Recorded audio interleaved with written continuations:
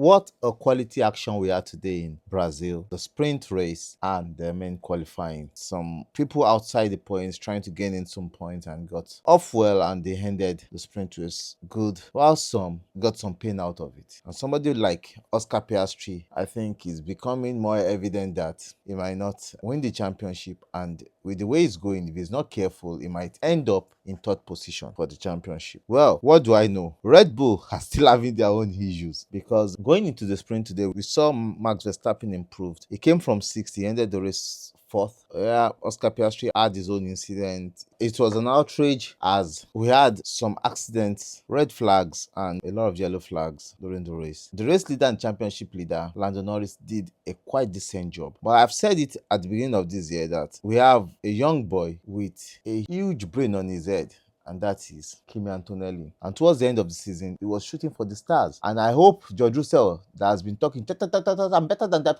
I'm better than that, will keep quiet, because in the last few races, Kimi Antonelli had shown him that he will outclass him anyway, anytime. You know, racing is a blessing, and you don't need to downplay or bring other people down to keep your own head high.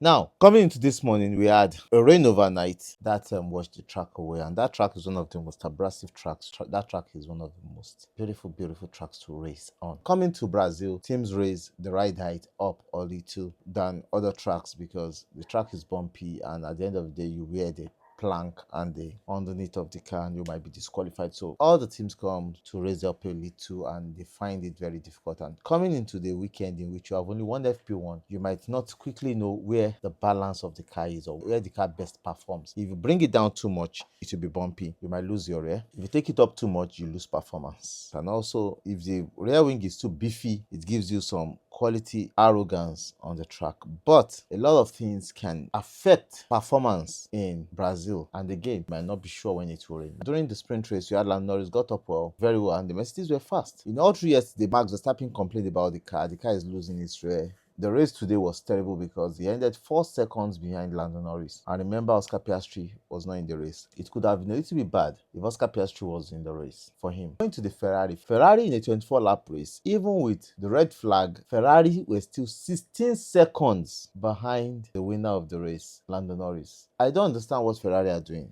because they need to look at themselves and be like, what are we doing? Even probably 17 laps, the fastest Ferrari came in 16 seconds behind. That is, they are losing 1 second per lap in race pace to McLaren. They are losing 8/10 per lap in contrast to Red Bull. And they are losing 0.95 seconds per lap to Mercedes. Well, Toto Wolff said it last year that Lewis going to Ferrari, Lewis will be looking at the red light behind the Mercedes all through the season. But it's getting to a point in which it is really bad. And I think Ferrari needs to look at themselves after this whole season and be like, they shouldn't have designed a new car. They should have just continued, focus, and designed a new car for next year. That project 677 was a failure, a total failure. And I think they would have known. In case they don't know, I'm telling them again, that project was a failure. At the end of the day, they lost. Oscar Piastri binged his car. Colapinto out of the race. Badly damaged car. But the worst car today during the race was Gabriel Bortoleto, the homeboy, damaged his car so bad that,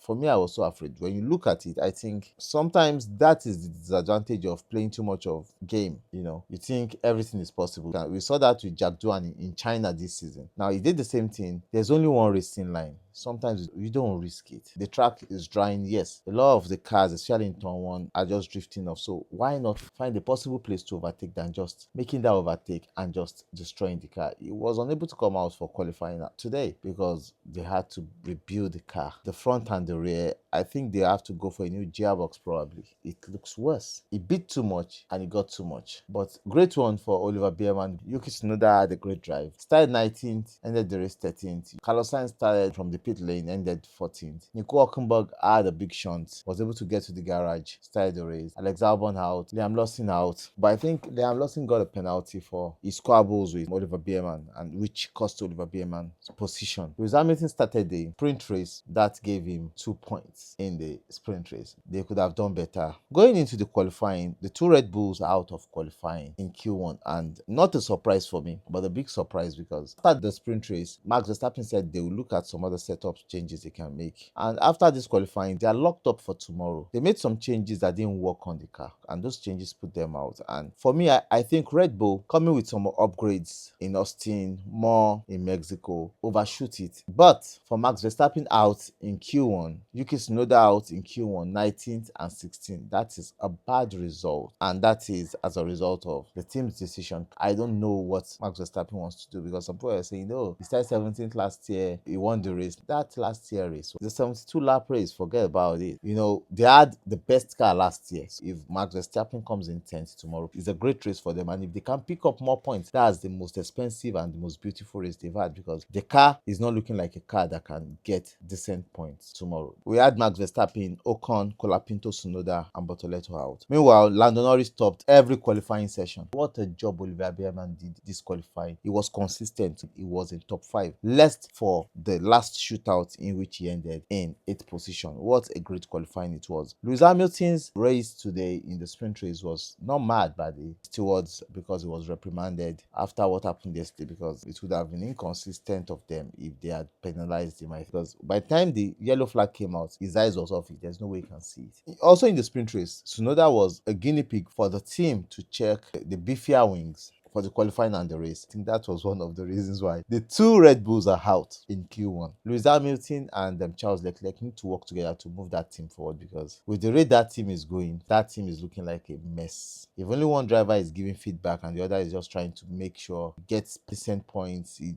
looks fast, I think that team will not move forward. If they are not working together as a team, the two drivers, to move the team forward, give right learnings that will help that team to grow, I think they are going to help themselves jeopardize their own season. Also, it's been a tough qualifying season for Ocon, but he's gotten it right in the race. Colapinto out in 18 and also out in the sprint race, and the future of Tsunoda keeps hanging, because we know Red Bull will not put him in that seat next year, and I'm not sure they will put him back. But going into Q2, another surprise, Lewis Hamilton out again, but second time this weekend, but now worse. Lewis Hamilton was telling the team that rear tire is not getting the temperature, and that is where he's having problem. And we saw all through the qualifying that rear was snapping on him. He was losing the rear, especially in the middle sector, and that fries him. After a good sprint qualifying yesterday for the Aston Martin, they had a bad one today with Alonso qualifying in 11th and Stroll in 14th. Carlos Sainz still had a bad day like he had yesterday, qualified in 15th, Albon 12th, and Lewis Hamilton 13th. What I want to see for the rest of the season is how Antonelli gives those McLaren a run for their money. He's getting close and he's pushing those McLarens, and I think we are going to see the best of Antonelli next year. Tomorrow will be another day for Lando to defend himself, to survive against Kimi Antonelli. But the funny thing is, it's going to be a very interesting race. Tires will play a whole lot of role in that strategy, combi, and probably weather. When we talk about weather, we're talking about rain, talking about the wind. Those will play some role. But how will the race be? I think it's going to be an interesting race. An easy win again for McLaren, probably. Oscar Piastri qualified in 4th, just behind Leclerc. Just know that Leclerc in 3 laps will be behind him, 100%.